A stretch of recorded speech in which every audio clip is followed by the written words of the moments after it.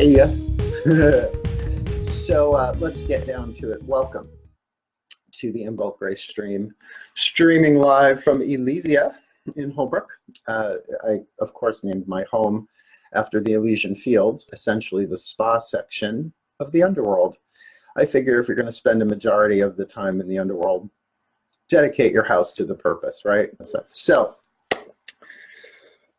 of course, we'll take questions as usual. Just type them in. If I miss them, hang in there. I will get to them. And if I don't do them in the live stream, I will go back as I always do, because I watch these after they're done because I don't remember half the shit I say. And I'm often stunned at what I say. So I will make sure that that all gets addressed. I have to remember to scroll down. You know, it was through the work of Carolyn Mace, Anatomy of the Spirit, God, way too long ago to remember the exact year, that I made the connection that with her 8-chakra energy system, well, including the 8th chakra over the head, that there are 8 Sabbats, so 1 Sabbat per chakra. So here we are at Imbolc, the second of the Wheel of the Year, and therefore dealing with the sacral or second chakra. Hi, Mark, here with Mama Fran. Hi, Mama Fran. So, yeah, so second chakra, let's talk about that. We're going to do the prayers and all that stuff, but look at it this way. The second chakra, considering that rule was the root chakra, and we have that strong tribal foundation, the second chakra, if you think of the navel, it's often called the navel chakra in the West, although I find it to be about 2 inches lower than the navel, my own personal energy experience, but it is umbilical. So if you think of the belly button, then you can't really see what I'm doing. The navel chakra, right? Connecting you from one-on-one, where the root chakra has roots that go down and connect us to all of life with the sacred truth of the root chakra, all is one. In the second chakra, we have umbilical or one-on-one relationships, and the sacred truth is honor one another. Now, this second chakra is tricky because it manages the power of relationships, and relationships not just with the different people in your life individually, but your relationship with your sexuality, your relationship with your creativity, and of course, your relationship with money and finances. Now, that puzzled me at first, because how could the second chakra, be about money if it's a one-on-one thing? But money is an entire energy field into itself. It is like a topic. So though we have collective tribal stuff there, that's root chakra, the second chakra is about your relationship to money. So we can talk about that today too, because I do not care how much money magic you're doing, how many money spells, sprinkling nutmeg and cinnamon in your wallet, in your purse. I got 10,000 money spells as well as booty call spells, all in the same second chakra. Oh, and by the way, got your candle ready? I've got an orange candle for the second chakra, anointed with my Come To Me oil that I make myself. Simple to oil ingredient. So no matter what I tried to do over these past 3 years to bring my one-on-one romantic sexual relationships into balance and health, as well as my finances, the divine plan had something else in mind. Now, I was heavily betrayed over these past few years. Again, I'm not into naming names in this forum. That's what books are for. If you're going to write a tell-all, write a tell-all.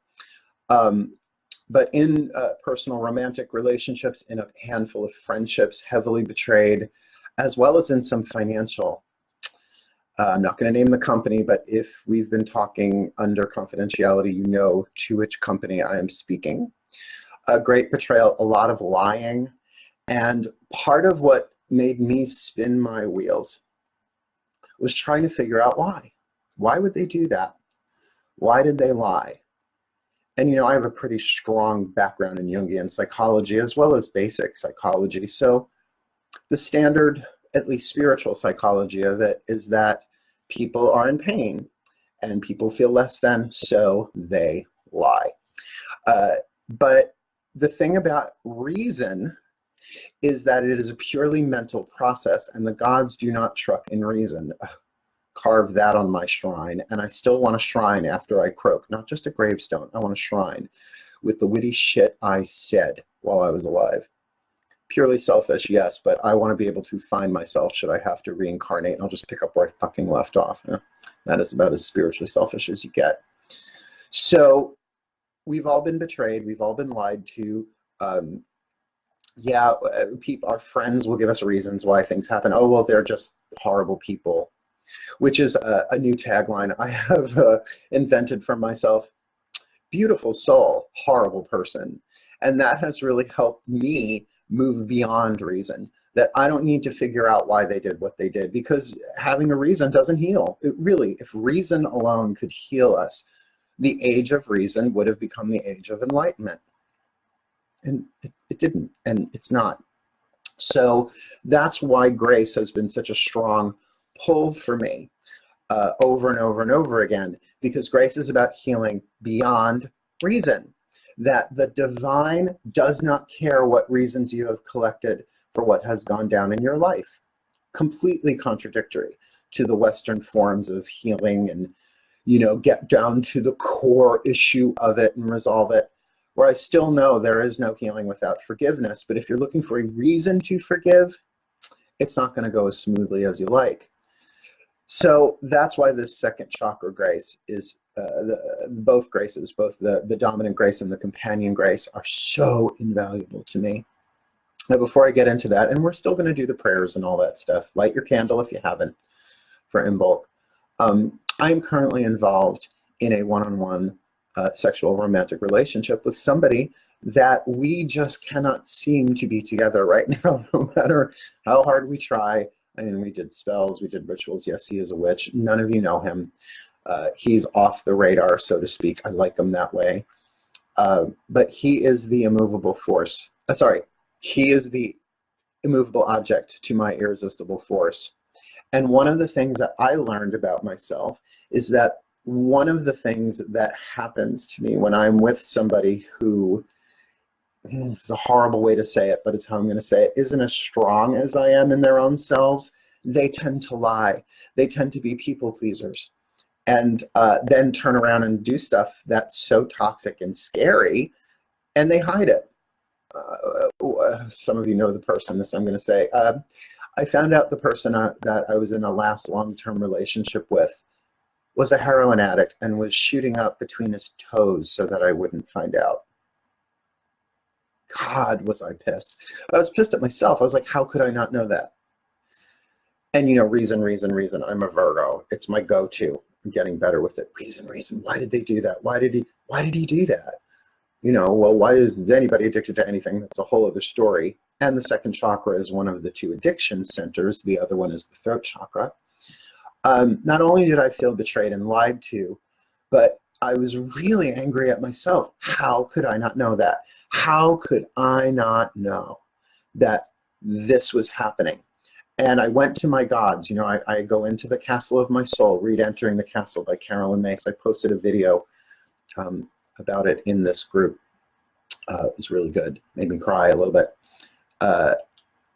I went into the castle, and essentially one of my many gods said to me, if you could see what their issues were before you met them, you would never be in another relationship again. And the gods know me. They know how to make me laugh. I did. I busted out laughing. They're absolutely right. So trying to find reasons why you should stay, or reasons why you should go, or reasons why you should get involved, or reasons why you shouldn't. Reason. It's just mental masturbation. It's all it is. That you cannot avoid the sacred contracts in your life, the agreements that you have with people to work things out. And that means then on a higher soul plane, P-L-A-N-E, that we all have contracted with individuals to lie to us and betray us. Why? Skip past reason. Look at purpose. What happens to you after you are betrayed, lied to, stolen from, told one thing, then another thing happens? Someone promises the world and delivers bupkis. What do? Well, of course, love what rises, right? Heal yourself. Do your own work. And we'll talk about twin flames and soulmates too before we're done. Well, what happens? your pain rises. All the unfinished business of betrayals that you've never dealt with. We've been betrayed since children, right? Systemically, although we're really talking more one-on-one with this one. You heal your stuff and you get stronger as a result of it. What doesn't kill you makes you stronger. And since we are immortal souls that never really die, just switch bodies, from lifetime to lifetime, nothing kills us. So it's all to make us stronger.